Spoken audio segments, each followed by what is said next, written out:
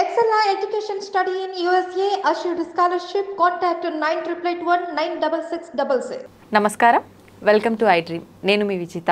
ప్రస్తుతం మనతో పాటు ఉన్నారు ప్రముఖ జ్యోతిష్యులు డాక్టర్ గుండెపూడి శివసుధీర్ శర్మ గురూజీ గారు. ఇప్పుడు గురుగారితో మాట్లాడి మరిన్ని విషయాలు తెలుసుకుందాం. నమస్కారం గురుగారు. శ్రీమాత్రే నమః. శ్రీ గురుభ్యో నమః. గురుగారు, అక్షయ తృతీయ రాబోతోంది. అక్షయ తృతీయ అనగానే బంగారం షాపులన్నీ కిటకిటలాడిపోతుంటాయి, చూస్తూ ఉంటాం మనందరం కూడా. నా చిన్నతనం నుంచి అందరూ చెప్తుంటారు, ఆ రోజు కనుక బంగారం కొంటే మనం కొన్నదానికి రెట్టింపు అవుతుంది మరో సంవత్సరం అక్షయ తృతీయ వచ్చే వరకు అని. ఇదంతా నిజమే అంటారా, ఒక అపోహ అంటారా గురుగారు? అసలు అక్షయ తృతీయ అంటే లక్ష్మీదేవి పుట్టినరోజు. ఓకే కదా. అక్షయం అంటే ఏంటి? అహ అంటే కానిది, క్షయం అంటే ఎప్పటికీ నాశనం కానిది, వృద్ధి జరిగేటువంటిది అని అర్థం. అందుకని మనం అక్షతలు వేస్తూ ఉంటాం. అక్షతలకి కూడా అదే అర్థం వస్తుంది. అంటే ఎప్పటికీ వినాశనం లేనటువంటి దానిది అక్షయం అంటాం. అంటే వృద్ధి జరుగుతూ ఉంటుంది, ఎప్పటికప్పుడు ప్రొడ్యూస్ అవుతూ ఉంటుంది, దాన్ని అక్షయం అంటాం. అక్షయ తృతీయ రోజున బంగారం కొనాలా వద్దా? అసలు కొంటే ఏం వస్తుంది, కొనకపోతే ఏం వస్తుంది? అసలు ముఖ్యంగా అక్షయ తృతీయ రోజున బంగారం కొనాలి అనుకోవడం అనేది పెద్ద భ్రమ.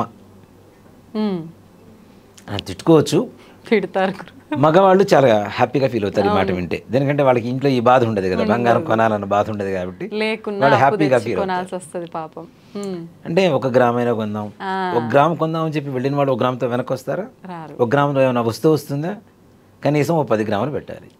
ఇప్పుడున్న పరిస్థితుల్లో బంగారం ధర మరీ విపరీతంగా రెక్కలు వచ్చి ఎగురుతూ ఉంది. అంటే రెక్కలు వచ్చినాయి, రేట్లు పెరిగినాయి అని చెప్పి కొనొద్దు అని చెప్పడం లేదు నేను. అసలు అక్షయ తృతీయ రోజున బంగారం కొనాల్సిన అవసరమే లేదు. ఆ రోజున ఏదైతే పుణ్యం చేస్తామో అది అక్షయం కలుగుతుంది అనేది అక్షయ తృతీయకు పరమార్థం. దాన్ని కాస్త ఈ రకంగా మార్చారు. బంగారం కొనడం పుణ్యమా? లాభం కానీ పుణ్యం కాదు కదా. లాభం వేరు, పుణ్యం వేరు. అంతే, అవునా? వ్యాపారం చేస్తే వచ్చేది లాభం, దేవుడికి పూజ చేస్తే వచ్చేది పుణ్యం. పుణ్యానికి లాభానికి చాలా తేడా ఉంటుంది. కానీ ఇక్కడ ముఖ్యంగా అసలు కలిపురుషుడు ఎక్కడుంటాడు ముఖ్యంగా అంటే బంగారంలో ఉంటాడట. పోయి అక్షయ తృతీయ రోజున కలి అంటేనే పాపం. పాపం పెంపొందించుకోవడానికి ఇంకాస్త మనం ఇంకో స్టెప్ ముందుకేస్తున్నామంటే అది పాపమే కదా, ఇంకా పాపం కదా. కాబట్టి బంగారం కొనటం అనేది అక్షయ తృతీయ రోజున అసలు చెయ్యవద్దు అనేది అసలు అంటే శాస్త్రాల్లో చెప్తోంది. కొనమని ఏ శాస్త్రంలో రాసిందో చూపించమని చెప్పండి ఒక్కళ్ళనైనా. పలానా గ్రంథంలో, పలానా పురాణంలో, పలానా భారతంలో, లేదా పలానా శాస్త్రంలో ఇక్కడ రాసి పెట్టుంది ఈ రోజున బంగారం కొనాలి అని. వంక పెట్టుకొని బంగారం కొనుక్కోండి కాదని చెప్పాను, కానీ దాన్ని ఒక ఆధ్యాత్మికమైనటువంటి కోణంలో తీసుకెళ్తూ ఒక భక్తి అనేటువంటి దాన్ని పక్కదారి పట్టించడం అనేది మాత్రం పాపం అవుతుంది తప్పనిసరిగా. మరి అక్షయ తృతీయ రోజున ఏం చేయాలి మనం? నిజంగా అక్షయ తృతీయ వైశాఖ శుద్ధ తదియ రోజున వస్తుంది మనకి కదా. వైశాఖ మాసంలో ఏ కాలంలో వస్తుంది మనకి? నడి ఎండాకాలం. చూడండి, మామిడి పండ్లు కూడా వైశాఖ మాసం వచ్చిన తర్వాతనే వాటి పరిపక్వత ఎక్కువగా ఉంటుంది. పండు తినడానికి కూడా మంచిగా టేస్టీగా తీయగా ఉంటుంది. అంతవరకు కూడాను వగరగా పులుపుగా ఇట్లా ఉండేటువంటి పండ్లే వస్తూ ఉంటాయి. అంటే నడి ఎండాకాలం, కరెక్ట్గా ఎండలు బాగా భగభగ మండేటువంటి రోజులు.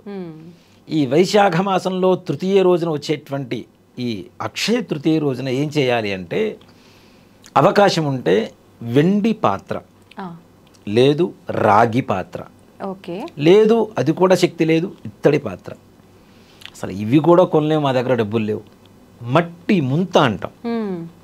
కుండలు వేరు, ముంతలు వేరు. చిన్న చిన్న ముంతలు ఉంటాయి కదా, అలాంటి ముంత తీసుకోండి. దానికి శుభ్రంగా చక్కగా గంధం పెట్టి బొట్టు పెట్టండి. ఒక చిన్న కంకణం దారం కట్టండి. లక్ష్మీ అమ్మవారికి ఇంట్లో అష్టోత్తరం పూజ చేసుకోండి. చేసుకున్న తర్వాత దీంట్లో కొద్దిగా బెల్లం, నీళ్లు, యాలుకలు, లవంగాలు, జాజికాయ, జాపత్రి, మిరియాలు ఇట్లాంటివన్నీ కూడా మెత్తగా దంచి పౌడర్ లాగా ఒక పొడిలాగా చేసి దాంట్లో వేసి అమ్మవారికి నివేదన చేయండి. ఇవి నివేదన చేయటం అంటే ఇక్కడ మనం ఇస్తున్నది ఏంటి?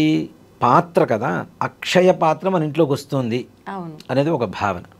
అలాగే ఈ అక్షయ పాత్రని పానకాన్ని ఏం చేయాలి అంటే ఎండాకాలంలో ఎవరికైతే తాపం తీరుస్తామో ఆ పుణ్యం అక్షయం అవుతుంది అనేది శాస్త్రం.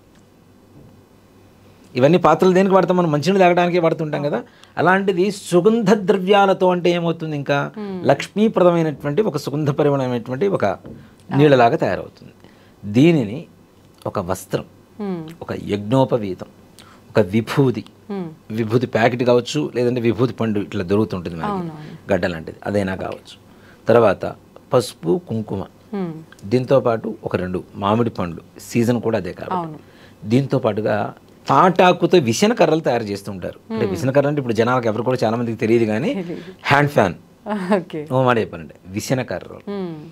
ఇవన్నీ ఈ అక్షయ పాత్ర, ఇందా మనం చెప్పినటువంటి పాత్ర, ఇవన్నీ కూడాను ఒక బ్రాహ్మణుని ఇంటికి పిలిచి చక్కగా కాళ్ళు కడిగి ఆయనకి ఆ వస్త్రాలు ఇచ్చి అవి కట్టుకున్న తర్వాత మనం ఇచ్చినటువంటి ఆ నీళ్ళు ఏవైతే ఉన్నాయో, పానకం ఏదైతే ఉందో చక్కగా తాగిచ్చి ఆయన చేతికి గంధం పోసి విసనకర్రతో విసిరి చక్కగా యజ్ఞోపవీతం, విభూతి ఆయన చేతిలో పెట్టి, చేతనైన దక్షిణ తాంబూలాలు పండుతో సహా ఆయన చేతిలో పెట్టి ఆయన ఆశీర్వచనం తీసుకోవడం అనేది అక్షయ తృతీయ రోజున చేయవలసినటువంటి పని.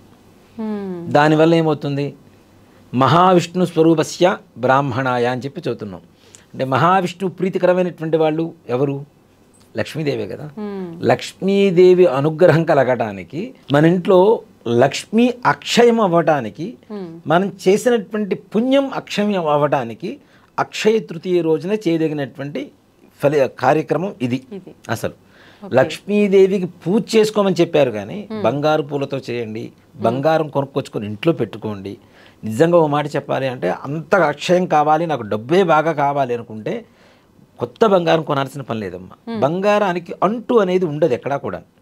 చూడండి, ఇప్పుడు మన చేతికి ఉంగరాలు పెట్టుకుంటాం, ఏదైనా తింటూ ఉంటాం, కానీ ఇక్కడ దేవుళ్ళు ఉంటారు కదా. అలానే వెండి కంచంలో అన్నం తినేవాళ్ళు ఉంటారు ప్రతిరోజు కూడా. దాంట్లో మధ్యలో చిన్న బంగారు పువ్వు ఉంటుంది, చిన్న పువ్వు ఉంటుంది. ఆ బంగారు పువ్వు లేకుండా వెండి కంచంలో తింటే ఒకళ్ళు మాత్రమే తినాలి, ఆ కంచంలో రెండో వాళ్ళు తినకూడదు.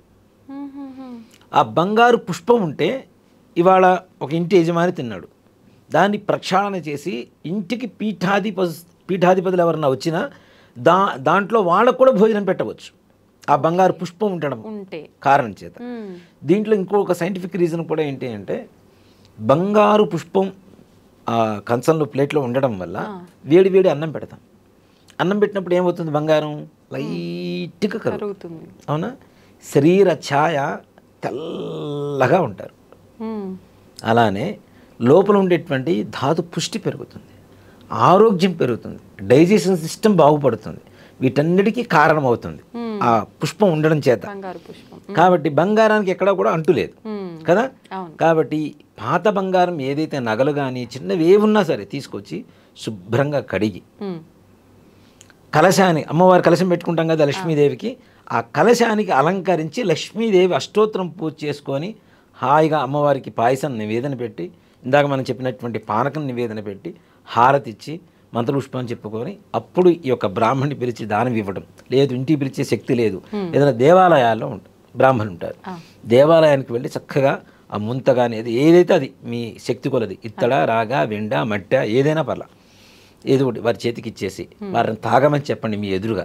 తాగిన తర్వాత విసనకరతో విసరండి, కొద్దిగా విసిరి ఆ పండు, తాంబూలం, వస్త్రం ఆయన చేతికి ఇచ్చేసి నమస్కారం చేసుకొని రండి.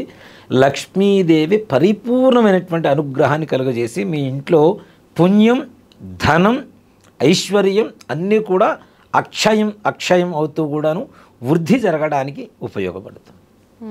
ఇది అక్షయ తృతీయ అంటే. ఓకే, చేయాల్సింది ఇలాంటి కార్యక్రమాలు, ఇలాంటి పనులు అయితే ఇదంతా వేరుమారుగా మార్చేశారు. అసలు ఎక్కడ మారిపోయిందో, ఎప్పుడు మారిపోయిందో కూడా తెలియకుండా మార్పు చాలా బీభత్సంగా జరిగిపోయింది గురువుగారు. అదొక సంప్రదాయం లాగా తయారైంది. అవునవును.